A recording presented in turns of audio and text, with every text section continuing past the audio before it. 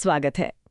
आज हम लोग अटैक ऑन टाइटन के एंडिंग पर थोड़ी गहराई से बात करने वाले हैं। हाँ, वो एंडिंग जिसने काफी लोगों को चौंकाया भी और सोचने पर मजबूर भी किया। बिल्कुल, सबने देखा कि एरेन मर गया, टाइटन्स खत्म हो गए, लेकिन क्या कहानी सच में वहीं खत्म हुई? यही तो बड़ा सवाल है। हमारे पास ना कुछ दिलचस्प चीजें हैं। एक YouTube थ्योरी है, रेडिट पर काफी बातें हुई, खासकर वो जो एक्स्ट्रा पन्ने आए थे मांगा में। हाँ, उन 8 पन्नों ने तो पूरी बहस ही बदल दी थी। सही कहा। और कुछ विश्लेषण भी हैं जो इस एंडिंग पर ही सवाल उठा रहे हैं। तो चलिए देखते हैं इसमें क्या क्या पढ़ते हैं। हाँ, तो क्या एरेन वाकई मर गया? उन एक्स्ट्रा पन्नों का मतलब क्या था? और सबसे बड़ा सवाल, ये लड़ाई, ये नफरत, क्या ये कभी खत्म होगी? तो पहली थ्योरी लेते हैं कि एरेन मरा ही नहीं। अच्छा, इसके पीछे क्या तर्क है? तर्क ये है कि उसके चेहरे पर वो टाइटन शिफ्टर वाले निशान अंत तक थे, जबकि बाकी सब नॉर्मल हो गए थे। हाँ, ये पॉइंट तो है। मतलब शायद हीलिंग पावर एक्टिव थी। हो सकता है। और फिर मिकासा उसका सिर इतनी दूर पैराडाइज तक कैसे ले गई बिना खराब हुए? क्या ये भी टाइटन पावर? सोचने वाली बात है। मतलब सिर का प्रेजर्वेशन। एग्जैक्टली। और याद है, मारले जाने के बाद से एरन ने कितने झूठ बोले थे, कितने धोखे दिए थे। हाँ, उसका कैरेक्टर काफी बदल गया था। भरोसे लायक नहीं रहा था वो। तो क्या ये कहना कि टाइटन्स हमेशा के लिए खत्म हो गए उसका सबसे बड़ा झूठ हो सकता है? उसका आखिरी दाव। हम्म ये काफी डार्क थियरी है। और इसके आगे क्या? मतलब अगर वो जिंदा है तो कहाँ? थियरी कहती है कि वो अगला यमीर बन गया है। अगला यमीर?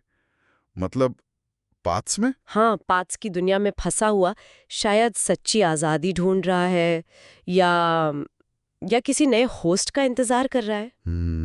ये दिलचस्प है, क्योंकि एरेन और यमीर में समानताएं तो बहुत थीं। गुलामी, फिर निराशा में ताकत मिलना। और अंत में दोनों ने ही एक तरह से सरेंडर कर दिया, अपनी जिंदगी जी नहीं पाए। बिल्कुल। और वो पेड़, एरेन की छब्र पर उगा पेड़ भी यामीर वाले पेड़ जैसा ही दिखता है। एक साइकिल का इशारा। तो क्या मतलब, उसकी सारी लड़ाई, वो रंबलिंग, सब बेकार? उसे आज़ादी मिली ही नहीं? कुछ विश्लेषण तो यही कहते हैं कि उसका अंत शायद मौत से भी बुरा है। हमेशा के लिए पाथ्स में कैद होकर अपने किए पर पछताना। और ये जानते हुए कि पैराडाइज, जिसे बचाने के लिए उसने इतनी तबाही मचाई, वो आखिर में तबाह हो ही गया। ये तो वाकई त्रासदी है। एरिन की किस्मत तो एक पहेली है ही, लेकिन कहानी उन 8 एक्स्ट्रा पन्नों के साथ एक और मोड़ लेती है। हाँ, वो पन्ने, उन्होंने तो फैंस को 2 हिस्सों में बांट दिया था। उनमें दिखाया कि दशकों बाद पैराडाइज एकदम मॉडर्न शहर बन गया है, ऊंची ऊंची इमारतें। हाँ, बिल्कुल भविष्य जैसा। लेकिन फिर बमबारी होती है और सब कुछ खत्म, खंडर। और वो आखिरी सीन, एक बच्चा अपने कुत्ते के साथ उसी पेड़ के पास पहुंचता है जहां एरेन दफने। ये सीधे सीधे कहानी की शुरुआत और अंत को जोड़ता है ना। बिल्कुल। ऑनलाइन तो खूब बातें हुईं। मिकासा ने शायद जीन से शादी कर ली थी। वो बच्चा कौन था? लोग उसे बेरिन बुला रहे थे मजाक में। खैर, पर्सनल बातों से हटकर बड़ा सवाल तो ये है कि एंडिंग क्या दिखाती है? क्या ये निराशाजनक है? एक नजरिए से देखें तो हाँ। मतलब एरिन की इतनी बड़ी कुर्बानी, आर्मिन की शांति की कोशिशें, सब बेअसर रहीं। नफरत और लड़ाई जारी रही। टाइटन्स नहीं तो किसी और बहाने से। सही कहा। इंसानियत ने लड़ने के नए तरीके ढूंढ लिए। ये कहानी की थीम को भी तो दिखाता है। ये दुनिया क्रूर है पर सुंदर भी। तो क्या ये एरिन की योजना की पूरी नाकामी है? क्योंकि पैराडाइज तो आखिर में नहीं बचा। कुछ लोग मानते हैं कि हाँ, ये नाकामी है। लेकिन दूसरा तर्क ये भी है कि जब आपने दुनिया की 80% आबादी खत्म कर दी तो पलटवार तो होना ही था। ये भी सोचने वाली बात है।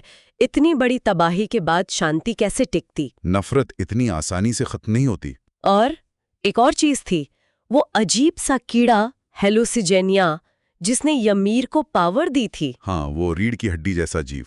क्या वो आयरन के सिर में बच गया था और उसी पेड़ में है? ये एक और दिलचस्प सवाल खड़ा करता है। क्या एरिन खुद नया हेलुसिजीनिया बन गया है? क्या? रेडिट पर कुछ लोग मानते हैं कि हेलुसिजीनिया असल में जीवन का सिंबल है। और जीवन हमेशा रास्ता ढूंढता है। शायद वो खत्म नहीं हुआ। तो अगर वो बच्चा उस पेड़ के अंदर गिर जाए, जैसे यमीर गिरी थी, तो क्या होगा? यही सबसे बड़ा सवाल है। क्या उससे फिर से टाइटन की शक्ति मिलेगी? और अगर मिली तो क्या वो दुनिया को बेहतर बनाएगा, या फिर वही हिंसा, वही विनाश का चक्र दोहराएगा? ये तो उस बच्चे पे निर्भर करेगा। बिल्कुल। जैसे यमीर के साथ हुआ। शक्ति अपने आप में अच्छी या बुरी नहीं है, सब उसे इस्तेमाल करने वाले पर है। तो देखिए, कहानी खत्म होने के बाद भी कितने सवाल हैं। एरन का असली अंजाम क्या हुआ? पाथ्स में कैद या पेड़ में? क्या एतिफास खुद को दोहराता रहेगा? वो लड़ाइयाँ कभी खत्म नहीं होंगी? और वो आखिरी बच्चा, क्या वो एक नई उम्मीद है या उसी पुराने अंतहीन चक्र का बस एक और हिस्सा? ये सब यही दिखाता है कि टाइटन की शक्ति खत्म होने से शायद असल समस्या खत्म नहीं हुई। इंसानी फितरत, नफरत, डर, ये शायद ज्यादा गहरी जड़ें रखते हैं। तो आखिर में सवाल यही रह जाता है हमारे लिए, क्या इंसानियत हमेशा लड़ाई और तबाही की तरफ ही बढ़ती रहेगी या बदलाव मुमकिन है? कहानी हमें इसी सवाल के साथ छोड़ जाती है। अगली बार तक इस पर सोचते रहिए।